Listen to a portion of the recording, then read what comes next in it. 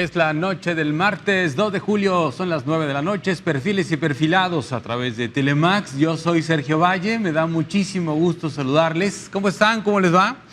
Vamos esta noche a dar una grilladita, a ver si pueden nuestros invitados grillar un poco algunos temas de interés público que están allí en el ambiente de los comederos, que están en el ambiente de los partidos políticos, los asuntos de gobierno, que bueno, también se convierten, lo digo mucho y lo voy a seguir diciendo más, son asuntos de interés público al final de cuentas, aunque parezca que solo a un sector reducido de la sociedad le puedan interesar estos temas. Recuerden que son asuntos de interés público, son las personas que están tomando las decisiones en este estado, en este municipio, en este país.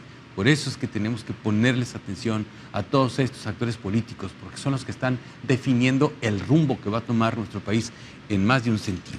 Para platicar de algunos de esos temas, están conmigo esta noche y les agradezco mucho Víctor Félix, analista, periodista, economista, en fin, una variedad, ¿no?, de perfiles. ¿Con cuál cachucha, mi querido Víctor? Me quedo con la de analista en políticas públicas, querido Sergio, que es a lo que me he dedicado profesionalmente y del cual pues tengo una experiencia ahí en la semblanza profesional. Totalmente, a tus órdenes. Muy agradecido por tu invitación. Jesús Olivas, ¿cómo estás? ¿Cómo estás, Sergio? Sí, conductor, reportero, columnista. Hasta camarógrafo. Sí, fui aquí en Telemax. Aquí fuiste camarógrafo en Telemax. En algún momento también. Bien. Bueno, camarógrafo para hacer las notas de nosotros, ¿no? Sí, claro, no como acá estos profesionales, pero aquí anduvimos 14 años, fíjate que no estaba aquí en un estudio. 14 años, ¿hace que no venías a un estudio de tele? 2009 salí de aquí.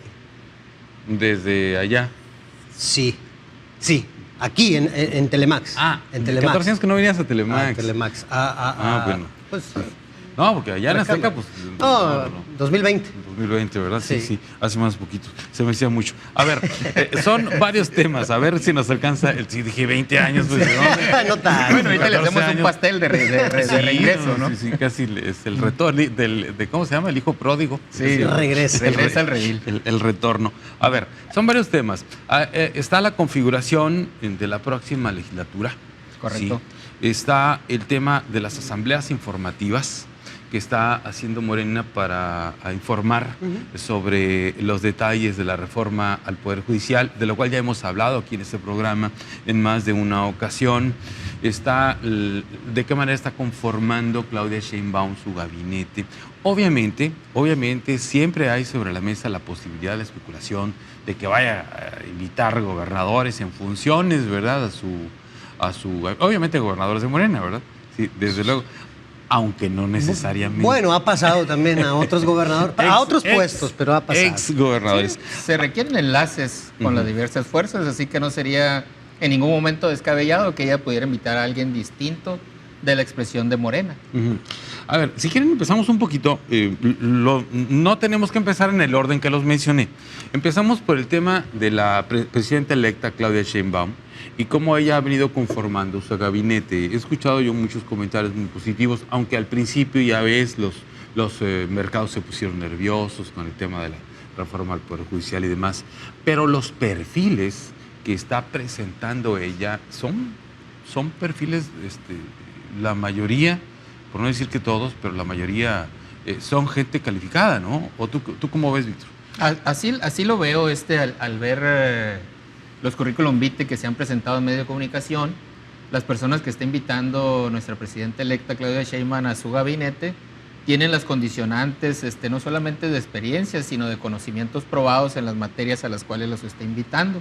Entonces eso manda un mensaje de certeza, no solamente a los capitales extranjeros, que son los que se encargan de la inversión directa en nuestro país, sino también certezas sobre políticas públicas que atiendan rezagos que aún persisten en nuestro país y regiones y temas que son de urgente necesidad de atenderlos al inmediato en cuanto la presidenta electa tome el poder ahora a partir del 1 de octubre, Sergio.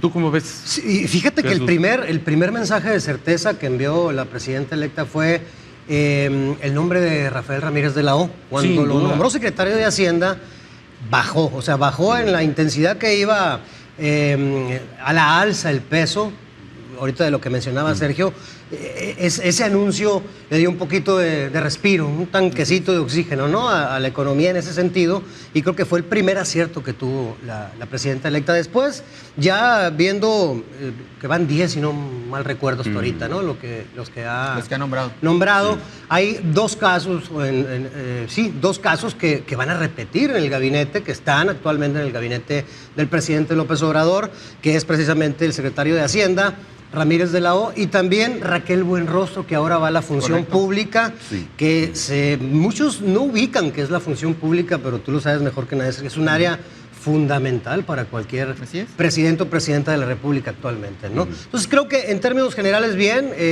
muchos aplausos también para el próximo secretario de Educación, con un currículum impresionante. Entonces creo que en ese sentido el gabinete de Claudia Sheinbaum hasta el momento creo que va muy bien.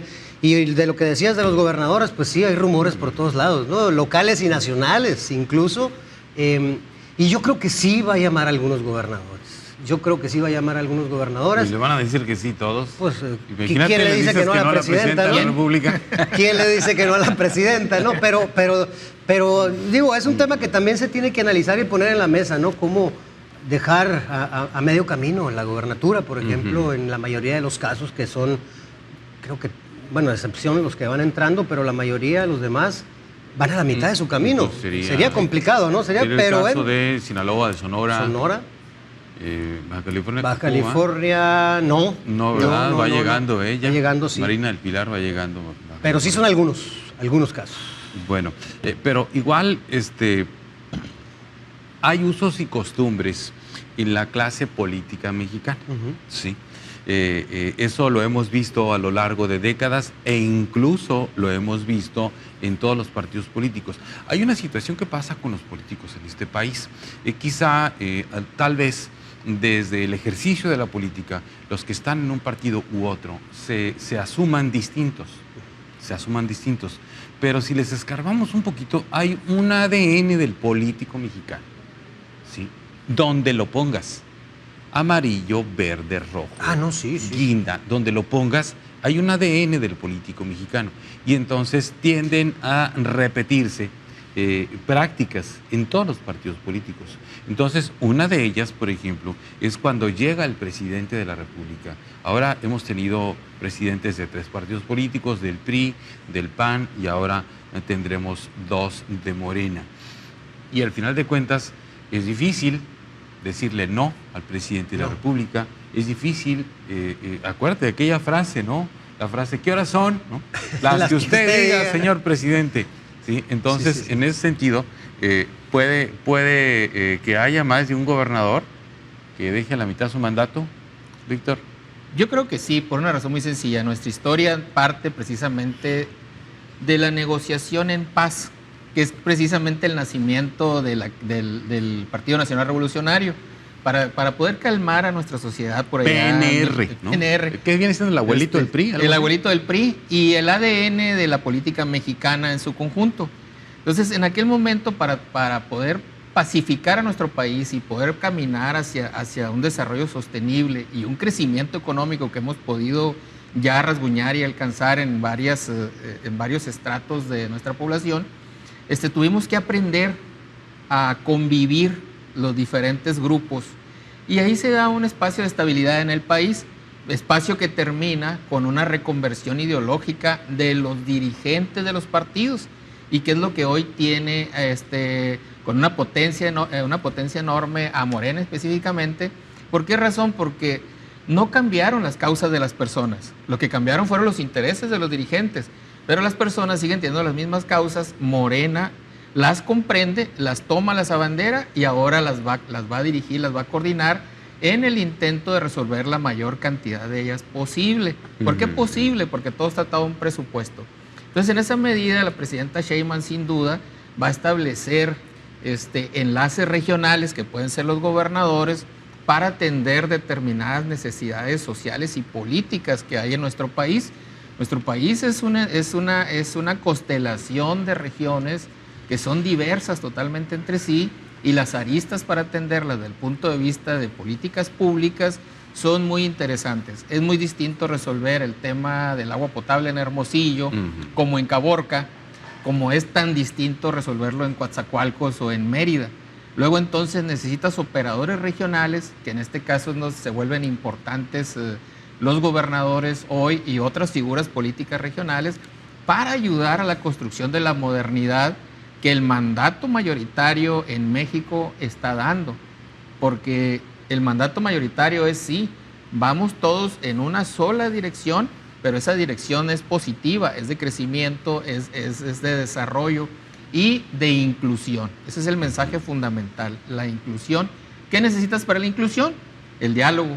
Y con esto creo que varios pueden ser llamados, incluso algunos de los que ya están terminando, como lo es el caso de Cuitlahua, el gobernador de Veracruz, que pueden ser llamados a responsabilidades muy específicas para que soporten despliegues de políticas públicas que son necesarios implementar.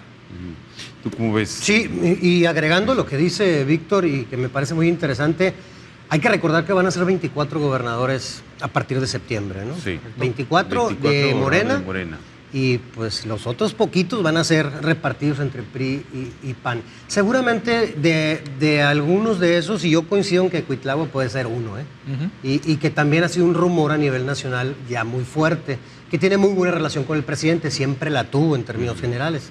Evidentemente los de Morena pues van a ser los que pueda jalar más la presidenta electa, pero sí creo que sea. Y además, agregando a eso, actualmente las ideologías pasaron a ni siquiera segundo plano, yo creo que tercero o cuarto plano. Así es. Sí. Ideologías políticas ya no existen y es la verdad. De repente vemos a un panista que de repente está en el PRI o viceversa, y con eso de que se conformó el PRIAN, pues se acabó la ideología de aquella otrora dos partidos que siempre estaban en pugna, que siempre tenían diferencias políticas y electorales también. Y llega Morena y ve ese escenario y lo aprovecha, como bien dice Víctor, y jala a toda esa gente, y pues estamos viendo los resultados, ¿no? Que le salió a la perfección. En ese sentido, Claudia creo que va a seguir por el mismo camino. Yo no veo que vaya a cambiar mucho. No se ha desmarcado del presidente, y creo que no lo va a hacer. Bueno, ya ves lo que dijo. Vienen el fin de semana aquí a Sonora. Es que no lo necesitas. Vienen, al marcarse. Al contrario, coincido en que no lo necesita, pero al contrario, creo que también le beneficia más a Claudia el decir, pues aquí estamos, ¿no? Van a venir a Sonora, creo, ¿no? El fin de semana. El fin de semana vienen los dos. En gira, ¿no? De gira. Entonces creo que Claudia no se va a salir mucho de ese carril, va a seguir igual. Incluso, y yo estoy viendo personajes que ni siquiera son gobernadores, pueden ser otro tipo de personajes de otros partidos. Ojo.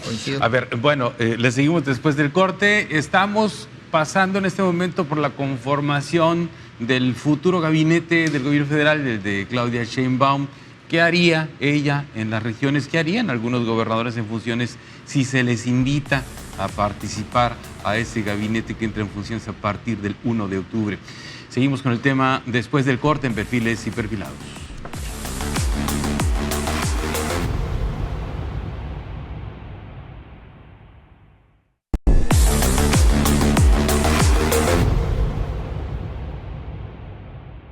En parte yo creo que eso fue lo que los hizo durar tan poquito en el poder. Seguimos hablando de los usos y costumbres en los partidos políticos.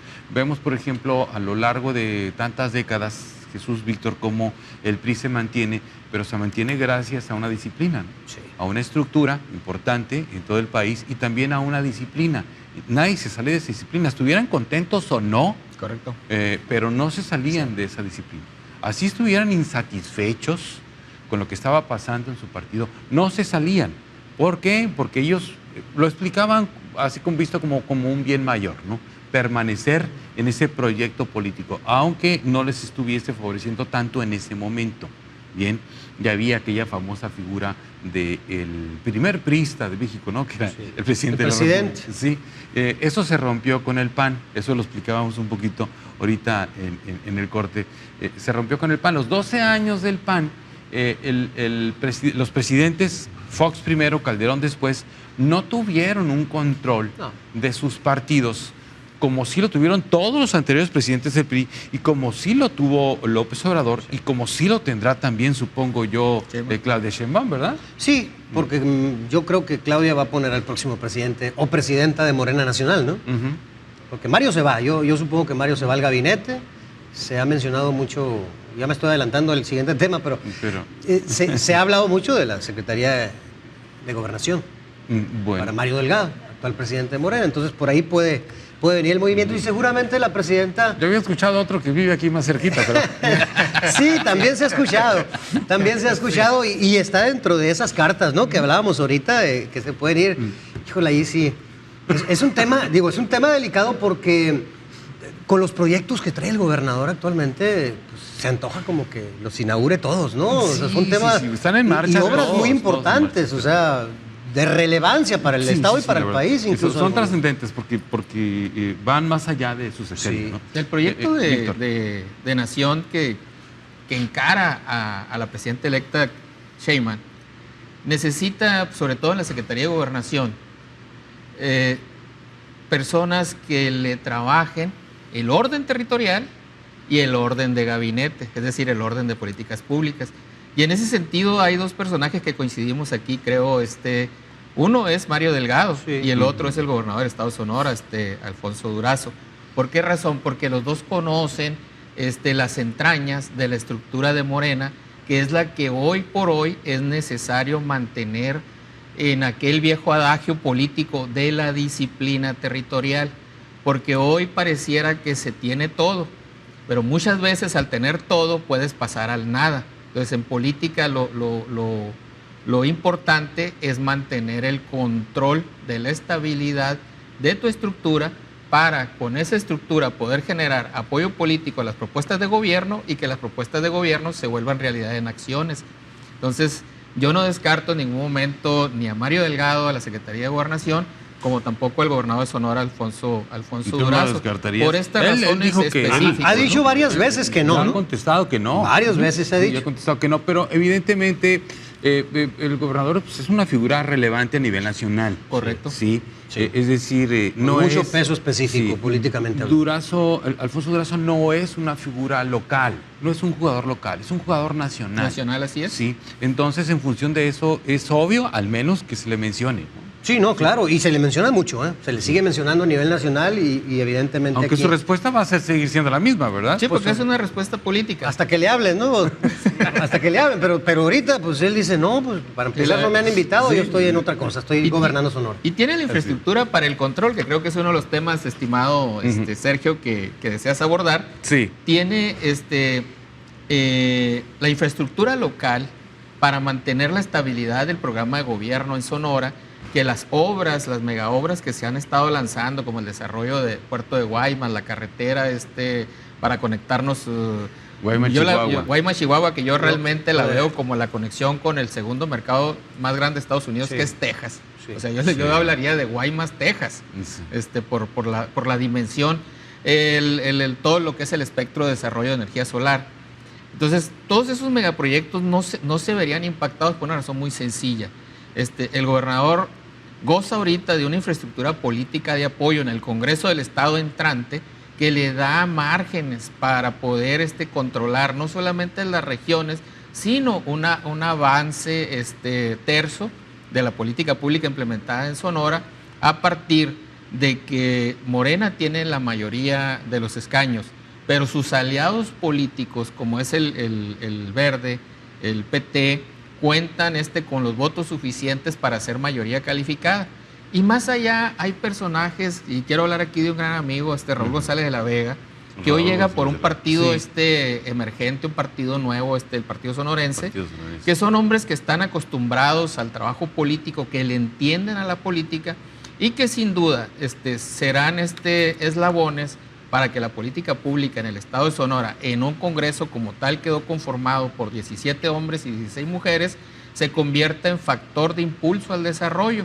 Entonces, en esa medida, el doctor Durazo no tendría muchos temas que poder poner en la mesa como pendientes en Sonora para decirle no a la presidenta electa Claudia Sheinbaum. O sea, no, y aunque hubiera, si te habla la presidenta te vas, ¿no? Sí, aunque hubiera. Bien, ante esa, a ver, entonces, mira qué bien mezclamos los temas del cambio en la dirigencia, de la conformación de la nueva legislatura y del gabinete de Sheinbaum, ¿sí? Entonces, bueno, a ver, ante esa eventualidad, ¿tú crees que las cosas, y tú, Jesús, ustedes creen que las cosas seguirían caminando, que esos proyectos seguirían en marcha sin problema? Yo creo que en términos generales sí, pero ahorita mencionaba ahí, Víctor, un tema de la conformación del Congreso local, donde el PT, si no mal recuerdo, va a tener 5 diputados. Es la segunda bancada más grande que va a empezar a partir de septiembre. Yo no quitaría el dedo del renglón de un tema sumamente importante, el tema Noroña. Yo me esperaría un poquito a ver cómo va a reaccionar Noroña a nivel nacional. ¿Tú crees que le voltea a algunos diputados? Noroña tiene peso a nivel nacional. Al compañero presidente, como le dice él.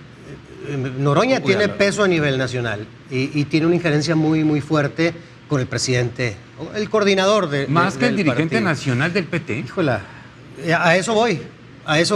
Habría que ver qué alcances tiene Noroña, ¿no? Porque si tiene sus alcances que yo esperaría que no tenga para el bien de estas obras de las que hablábamos y su buen funcionamiento en lo sucesivo, pues Noroña es capaz de descuartizarte este y otros congresos, no solamente el de Sonora.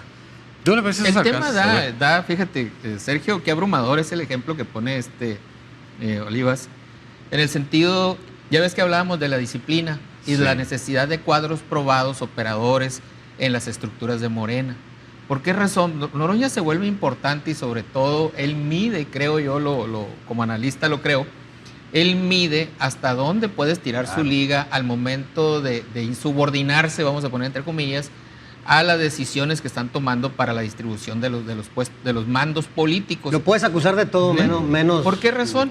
Porque él de sabe tonto, el peso, Noroña, ¿no? Tonto, es lo último que tiene. él sabe el peso que puede lograr en el Senado. Sí. Y en el Senado es precisamente donde Morena aún no tiene la mayoría calificada. Le falta uno, que es, ¿qué sería mayor si te faltan 2 o si te faltan 3? Entonces ahí Noroña creo que es donde está estirando la liga, mandando el mensaje de una insubordinación o indisciplina, donde se vuelve a concretar ese escenario que vimos ahorita o que platicamos aquí con Jesús y Sergio, en el sentido de la necesidad de hombres probados en la operación política. Porque por el lado de la oposición también hay hombres muy probados y entes políticos, animales políticos que van a aprovechar coyunturas. Incluso está otro sonorense que va a estar presente en el Congreso de la Unión, en el Senado, que van a aprovechar coyunturas. Entonces, las necesidades de hombres del poder, de hombres avesados en el manejo del poder, la tiene muy clara, y creo que las sorpresas no serán solamente para los, ¿cómo podría decirle? Solo serán para los iletrados, pero las necesidades están muy claras. Las próximas decisiones o presentaciones que haga nuestra presidente Sheinbaum del gabinete, pues obviamente serán los de gobernación, los de fuerza castrense, es decir, son, sin demérito a los demás, son las decisiones de los hombres del poder, son los que dirigen. Los demás, con todo respeto, aplican políticas públicas. Entonces, administran. Entonces, el poder está ahí. Sí veo los escenarios que se cumplan, eso tiene que ver con la realidad. Pero los escenarios ahí están presentes del manejo de las estructuras territoriales en el país y de la operación política y el diálogo como elementos indispensables para la aplicación del nuevo gobierno. ¿En serio tú le ves esos alcances a Noroña? Sí, claro. Sí. Por supuesto, tiene una injerencia muy fuerte en el PT entonces nacional. ando perdido yo, porque yo no le veo sus alcances. Sí tiene injerencia a nivel nacional. Que vaya a voltear a tanta gente como para complicarle una reforma constitucional a la presidenta. ¿Por qué hablo de Sonora? Específicamente, yo creo que puede ser en varios estados, pero ¿por qué hablo específicamente de Sonora?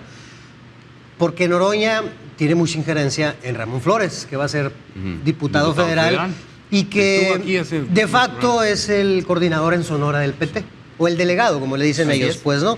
Y ahí sí tiene una injerencia muy fuerte, Noroña, con Ramón y con René, que va a ser diputado local. Diputado local. René García, exactamente. Entonces, digo, en una de esas, yo insisto, Noroña le puedes calificar y decirle cualquier cosa, pero tonto e inexperto en la política, es un jamás. sujeto Le brillante. entiende y le entiende muy bien. Entiende perfectamente. Muy bien. Solo que, bueno, bajo la lógica de que hay un proyecto en marcha del que él forma parte, pues yo supongo que esa liga, las ligas son para estirarse, pero claro, no para romperse, por ¿no? supuesto. No, y la está estirando, Así como es. bien dice Víctor. Sí, Yo por eso está decía, pidiendo.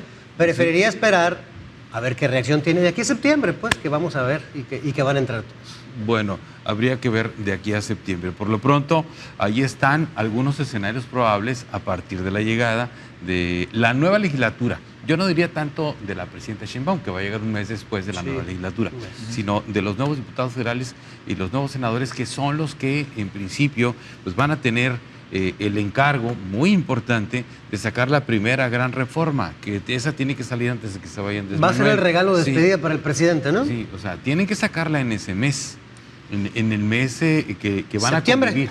Septiembre, del 1 de septiembre básicamente. al 30 de... Y una de reforma, septiembre. Sergio, que está en un momento de crear historia, no solamente por la reforma en sí, sino porque la fortaleza que genere el nuevo formato del Poder Judicial es el envión que va a recibir nuestra economía de la inversión extranjera directa y las posibilidades que nosotros tendríamos de desarrollo inmediato y de crecimiento económico en el país. En ese sentido, también la presidenta, si bien es cierto, ella entra un mes después de que se instala la legislatura nueva, también está operando en esta legislatura. ¿Por qué razón? Porque, ¿qué requiere el nuevo gobierno? Requiere una transición ordenada. Entonces, en esa medida, la reforma al Poder Judicial puede terminar en el primer mes, simplemente en la separación de 2 o 3 ministros de la Suprema Corte y una transición muy técnica, muy ordenada, que no rompa con la idoneidad necesaria de los puestos en el Poder Judicial, que son los que generan certidumbre a la inversión. Pausa ahí. Entonces, por ahí nos iríamos. Pausa ahí la idea, porque tengo que ir al corte y regresamos contigo, Jesús. Creo que levantaste la mano, ¿verdad? No, adelante, que termine, Víctor, la idea. Ya regresamos.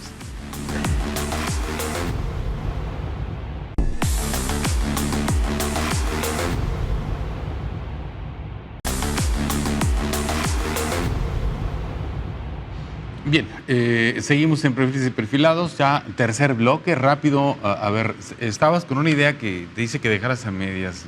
Sí, terminando lo que enfrenta el nuevo gobierno tiene que ver con certidumbre y seguridad. Es lo primero que te piden los inversionistas y es lo que requiere el gobierno para mantener los programas sociales operativos y atender el gran problema que todavía no dimensionamos, que es el déficit presupuestario. En ese sentido, la reforma al Poder Judicial va a ser, creo yo que va a ser aprobada, pero de una manera paulatina. O sea, no va a ser tan drástico como ideológicamente se ha presentado, porque al romper la mesa de la piñata, tumbas todos los platillos que se van a entregar en la piñata. Entonces tendríamos que tener, y creo que eso los asesores de la presidenta y la presidenta misma, con su carácter pragmático, está valorando cuánto se va al esquema ideológico, es decir, entregar el regalo al presidente López Obrador y cuánto tiene que entregarse al futuro. Entonces, ahí me quedaría en esta locución, Sergio, a tus consideraciones. Sí, agregando a eso, al presidente lo que más le interesa, creo, por lo que ha dicho en múltiples mañaneras, son los ministros. Esa es la cabeza que él quiere. Sobre ellos. Eso está claro. Sí. Los jueces, ahí sí puede esperar. Y yo coincido ahí. Y se ha platicado, de hecho, fíjate de eso, de empezar a aprobar ciertas iniciativas o de ley, pero en lo sucesivo, no este año, sería hasta el próximo. De hecho, lo platicábamos en la tarde, el hecho de que esto empieza desde abajo, no desde arriba, pues así no, la problemática del Poder Judicial está abajo, desde los ministerios públicos hacia arriba, no es como la política, barrer las escaleras de arriba para abajo, aquí es al revés. Y yo creo que paulatinamente eso se va a ir aprobando. ¿Qué le importa al presidente? Los ministros. Y yo creo que por ahí se van en septiembre. Yo creo que eso no hay vuelta de hoja. Sí, hay que recordar nada más. Primero lo hemos hablado varias ocasiones, la vez pasada que estuviste aquí, lo hablamos hoy, coincidimos en la radio, también Jesús y yo. ¿Qué pasa? Bueno, hay una expectativa sobre la reforma al Poder Judicial que puede no ser la correcta. Es decir, puede ser una expectativa muy agradable a los ojos, a los oídos de la gente, salir a votar por un ministro, por un magistrado, etcétera. Y puede resultar atractivo para la gente. Eso lo entiendo y además se tienen los votos. La gente votó a favor de esa propuesta. Fue una propuesta de Morena y de la propia... Sí, porque no engañaron, ¿no? No. No engañaron. Mentiras no dijeron. Vamos a ir no por el dijeron. Poder Judicial si votan por nosotros. Vota todo Morena porque necesitamos reformar la Constitución, dijeron. Sí. Todos dijeron lo mismo. Y la gente dijo, órale, ahí te van los votos. La gente dio los votos para eso porque mentiras no echaron. Los candidatos de Morena siempre dijeron la verdad y ahí están.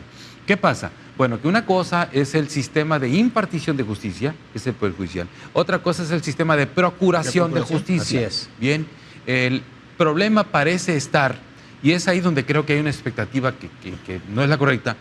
El problema parece estar en el sistema de procuración de justicia, cuando se integran las carpetas de investigación, incluso desde que se hace un IPH, un informe policial homologado, si se hace mal, cuando llega al juez. Dicen los que saben, Sí, y Víctor sabe sí. más del tema, que se regresa al 30-40%, que no están bien hechos. Entonces, el juez termina liberando a un delincuente si no está bien integrada la carpeta, si no está bien hecho el debido proceso, ¿no? Sí, el juez no investiga.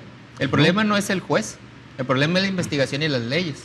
Sí. O sea, el juez nada más va a resolver sobre la carpeta que le entregaron, que se convierte en expediente judicial. Ahí es donde yo investiga. creo que existe una expectativa errónea sobre lo que puede suceder, ¿sí? Porque estamos hablando de dos cosas distintas. Es el sistema de procuración de justicia, las fiscalías, y el sistema de impartición de justicia, el Poder Judicial de la Federación y de los estados, que finalmente a un juez le llega, pues ya le llega la investigación, le llega la carpeta, le llega todo, y si no está bien integrada, pues va para atrás, ¿no? Y entonces concede un amparo, le concede la libertad a un detenido, una detenida, en fin, es ahí donde yo creo, pero desde luego que es una idea, Yo creo que es una idea popular. Segundo Sí lo es. corte de caja es Sí. ese tema, ¿no? Sí. La Van- procuración de justicia. Me parece que la van a lo que reforma sigue, ¿no? da una salida en lo que es el proceso legislativo, en el proceso de construcción de leyes. Ahorita en septiembre, creo yo, te permite hacer la reforma constitucional y sí poner el modelo de cambio total. Pero la reforma constitucional, ¿cómo se integra, cómo se interpreta, cómo se materializa? Se materializa a través de las leyes reglamentarias. Si usted cambia un punto en un precepto de la Constitución, hay que hacer una ley reglamentaria que signifique ese punto. Sí. Luego entonces las leyes reglamentarias van a quedar ya en el escenario de gobierno de la presidenta Sheinbaum. Sí, ya le va a quedar Entonces a ella. ya ahí ya precisamos, ok, ¿cómo los vamos a elegir? ¿A quiénes vamos a elegir? ¿Qué característica de idoneidad? Entonces aquello que parecía un gran pastel enorme para dividirlo entre todos, ya con las reglas reglamentarias, lo segmentas, lo especificas y establece los marcos de certidumbre necesarios.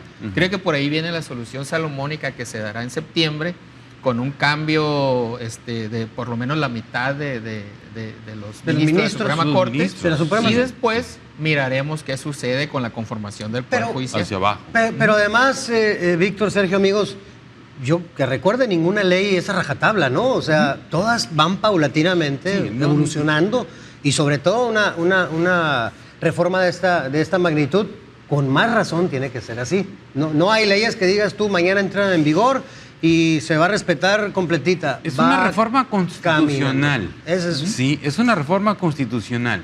Pasa por la Cámara de Diputados, la Cámara de Senadores, por los congresos locales. Así es. Sí, es decir, tiene que ser algo muy rápido. Tendría que ser algo así de un día para otro. ¿Sí? Si un día se aprueba en la Cámara Baja, no sé los tiempos, no lo recuerdo en este momento, al día siguiente en la Cámara Alta y al que le sigue en los congresos locales. Sí. Más o menos, Así o sea, serían es. 3 días. Sí. 3 días. Lunes, Cámara Baja. La Martes, aprobación sí, Senado, pero yo me miércoles, refería ya a la aplicación. Implementarla. Eso tiene que ser paulatino, ¿no? Implementarla No, pues es otro tema. es absolutamente otro tema. Sí, absolutamente otro tema. Bueno, a ver, no sé cuántos minutos me quedan de este bloque. Quedan 5 minutos. Ah, a ver, bueno. la conformación, perdón, vamos a ahondar un poquito más en la conformación de esta legislatura, la local. La local. Sí, que se va a parecer mucho hasta que se anda yendo, ¿no? Repiten 7, si no mal recuerdo, a ver. Sí. Creo que son 7. Salia Guevara, de Nogales, Alicia Gaitán, de Caborca, Ernestina, el Pollo Castelo, los dos de Obregón. Paloma Terán, que ella ganó, había sido pluri, ahora ganó la elección. Sí. Sebastián Orduño, de Guaymas. Y... me falta. Esos 7. ¿Fermín? Y Fermín. Fermín Trujillo. Fermín. ¿Cuántos años tiene repitiendo? Es la cuarta del profe, es la cuarta. Ya va a ser honorario. De 4 está bateando. Es que es todo un caso. Sí, es todo un caso sí. el diputado Fermín Trujillo. 4. Es todo un caso. O sea, 4. 4 veces seguiditas, ¿no? Sí, seguidas. 4 veces ha sido diputado. Sí. Y que por cierto va a ser la última vez porque seguramente más adelantito se va a aprobar la no reelección también en el Congreso. Ya se acabó la reelección de diputados y alcaldes. Pero viene cómoda igual, ¿no? Esta legislatura. Sí, en esta sí. 4 seguidas. Y también Alejandra, ¿eh? Alejandra no me acordaba. Alejandra López Noriega va por su tercera. Que va de pluri, ¿no? De pluri. Sí, bajan a José Cerrato, iba en el número 1 de los pluris del PAN. Y por una cuestión de género, sube Alejandra López Noriega. Pero fíjate qué curioso, y eso es lo que está en pugna ahorita. No están muy contentos los Cerratos, ¿no? Empezando por Luis. Saludos para Luis. Bueno, la legislatura que todavía no acaba, eran 19 mujeres y eran 12, ¿qué? 13 hombres. 13 hombres. Ahora van a ser 17 y 16. 17 caballeros, 16 damas. Por uno no se la dieron, o sea, sí hubieran podido hacer ese movimiento. Legalmente lo pudieron haber hecho. ¿Podrían haber dejado a José Cerrato? Lo pudieron haber dejado, porque así él venía como número 1 en la lista pluri del PAN. Así es. Y Alejandra. Y era el único que entraba. Y era el único que entraba. Pero bueno, ahí hicieron los cambios y va Alejandra, ¿no? Va a repetir por tercera ocasión. Lo que sí hay que decir que es la legislatura históricamente más paritaria que hay. 17-16, ¿no? No ha habido otra. La vez pasada fueron 7, 8 mujeres más. Y antes, pues puros hombres, ¿no? Si acaso había 3, 4 mujeres, era mucho. Siempre eran mayoría los hombres. Pero gran mayoría. Ahora están muy parejos, son 17, 16. Hay que mencionar ese punto. Va a ser la legislatura más paritaria que hay. Lo más cercano a la paridad total, que es imposible, pues, por el número de diputados que tenemos. Claro. Pero esto es a lo más que vamos a acercarnos. Víctor. Sí, yo siento que la conformación actual la siguiente futura del Congreso va a dar la oportunidad para ver temas claves de Sonora. Ahorita el gobernador ha impulsado, por ejemplo, el servicio profesional de carrera. Emitieron una ley el año pasado que está para materializarse ahora en agosto. Tiene unas condicionantes de certificación de los servidores públicos. Se requieren una serie de reglamentos que deben ser aprobados. Hay que hacer una revisión, por ejemplo, de los apartados catastrales, los ingresos propios de los municipios y del Estado en su conjunto, las nuevas modalidades tributarias en la administración, por ejemplo, de puertos, lo que se está dando en Guaymas, donde hay una administración estatal de una parte del puerto. Requiere unas condicionantes nuevas en nuestras leyes locales. ¿Por qué? Por el uso de fracciones arancelarias. Lo mismo va a suceder en Nogales con las nuevas puertas que se están proyectando a construirse y que están en construcción para el proceso de importación y exportación, y sobre todo regularización de terrenos nacionales donde se pretende realizar grandes obras, ya sea de infraestructura de aprovechamiento solar, infraestructura hidroagrícola, muy necesaria, un tema que todavía está recurrente en el Valle del Yaqui y en la Sierra. Entonces el Congreso tiene tareas que van a ser muy terso la negociación para el gobernador o para los operadores del Estado, para poderlos socializar con el Congreso y poder avanzar en el fortalecimiento de las finanzas públicas estatales y sobre todo en el fortalecimiento y potencia del gobierno del Estado como un impulsor y un atractor de la inversión en nuestro Estado. No hemos aprovechado cabalmente la relocalización de empresas en el mundo. El nearshoring no lo hemos aprovechado cabalmente por cuestiones de certidumbre en la tenencia de la tierra, en la propiedad de la tierra. Hoy por hoy las condiciones que se presentan, sobre todo en lo que tiene que ver con los desarrollos turísticos en San Carlos, Puerto Peñasco y nuevos desarrollos que están perfilándose para Guatabampo. En Quino también, ¿no? En Quino hay algunos. Tienen todas las condiciones para poder ser operados en el Congreso, debidamente atendidos y promulgados. Entonces, el Estado, el gobernador tendría en el siguiente año una potencia legal que técnicamente le daría mucha fortaleza para rehacer la reingeniería que el gobierno, que la administración pública estatal necesita para traer más desarrollo. Y ahí es donde tiene que tejer el gobernador, ¿no? En el Congreso del Estado, porque yo espero, por los perfiles que vemos, que ahora sí vamos a tener oposición.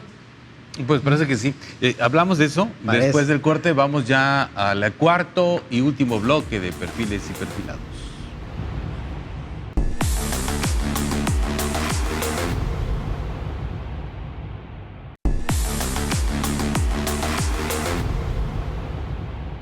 La conformación de la próxima legislatura. Jesús Olivas, tú dices que sí va a haber una oposición ahora real, ¿tú Pues, crees? digo- Porque esta que está acabando fue un día de campo. No, bueno, y después de la migración que Una hubo chulada, de diputados, ¿no?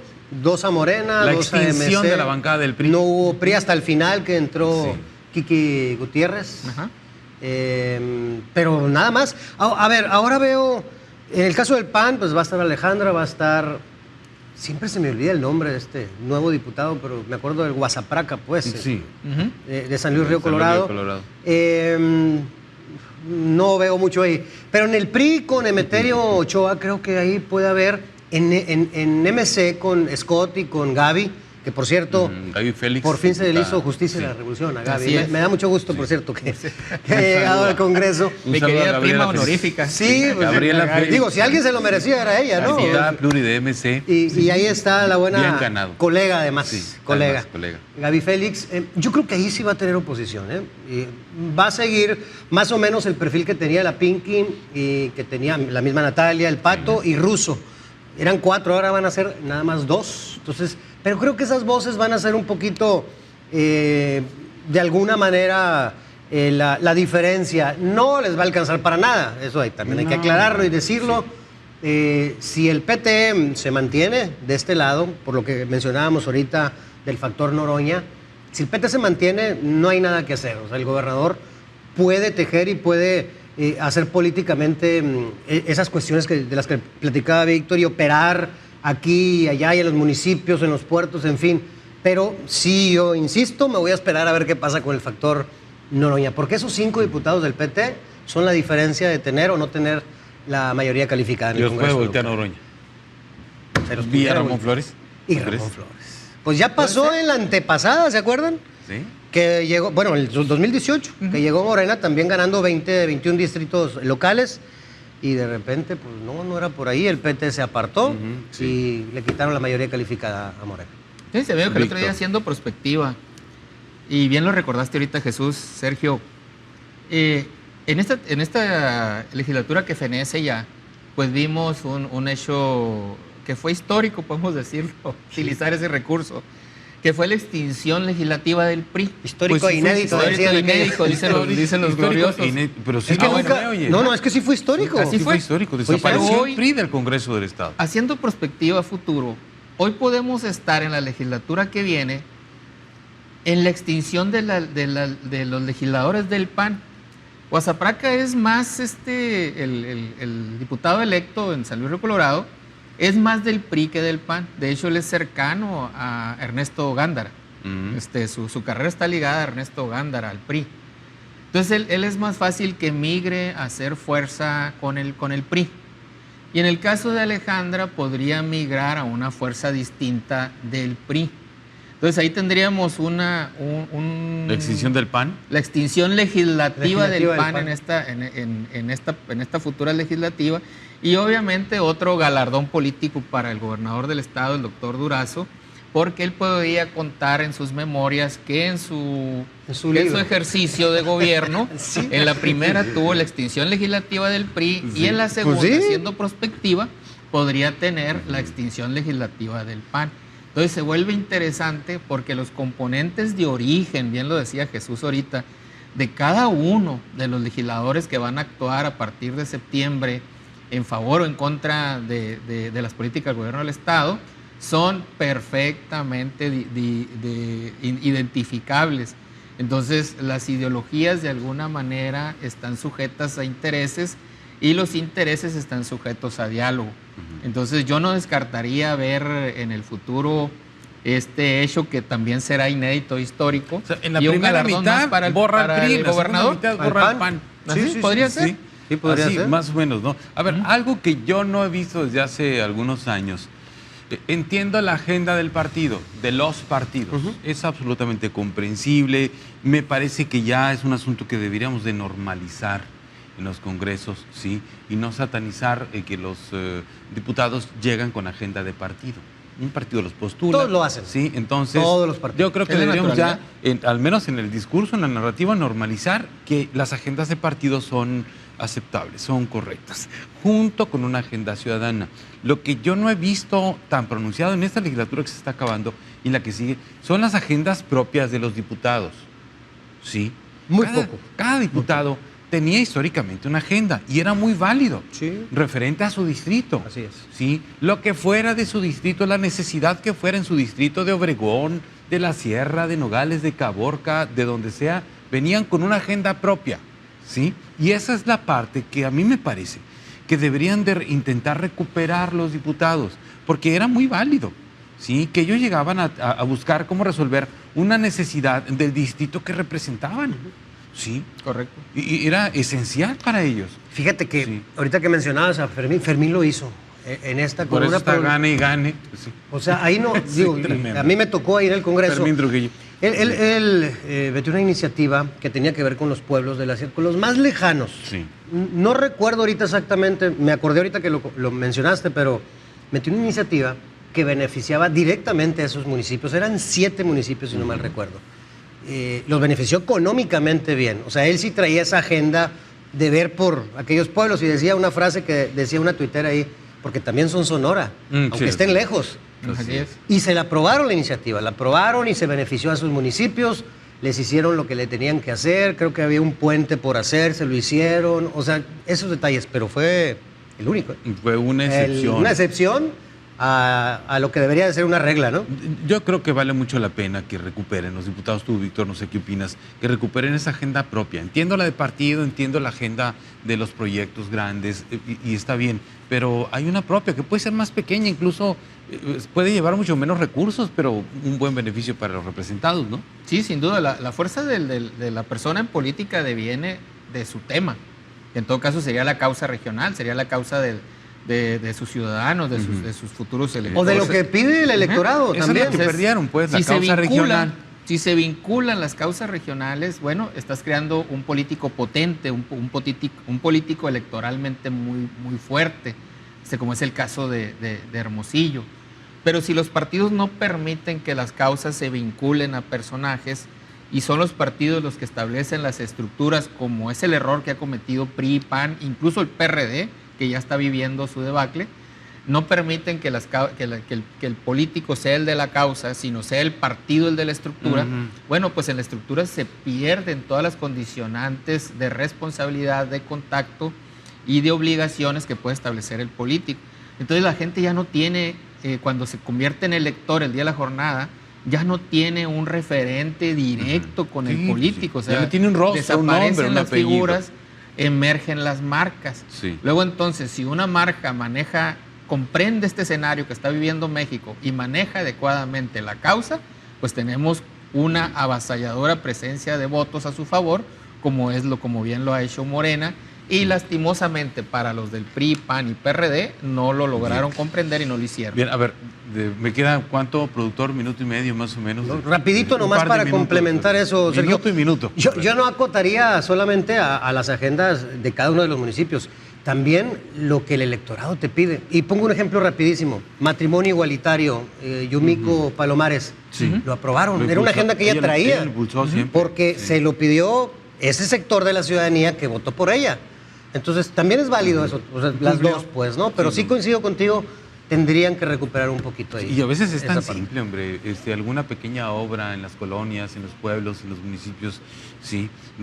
Una calle, un tejabán de una escuela, no sé, algo tan simple. Víctor, un minuto. Sí, mira, tan sencillo como los políticos entiendan que los procesos electorales y la construcción política no es una guerra de A contra B, sino es la solución, el diálogo con un tercero que es el elector, que es el ciudadano.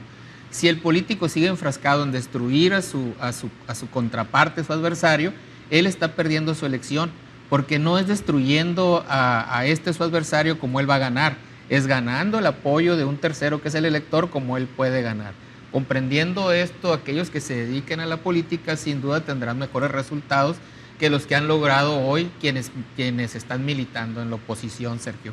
Bien. El ejemplo del PRI del PRAN de los últimos 8 años. Así es.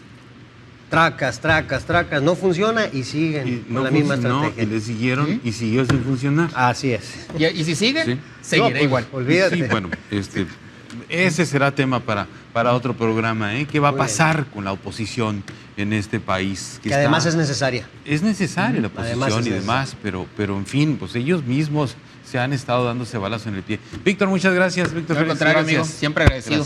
Gracias, Víctor Félix. Jesús Olivas, gracias. Gracias, Sergio. Sí, Gracias, es la Víctor. primera de varias, ¿no? No, pues aquí Sí. estamos, ya sabes. Muchísimas gracias también a ustedes por su compañía esta noche. Los espero el próximo jueves. Ya saben, este programa Perfiles y Perfilados, martes y jueves a las 9 de la noche. Acá nos vemos. Muchas gracias.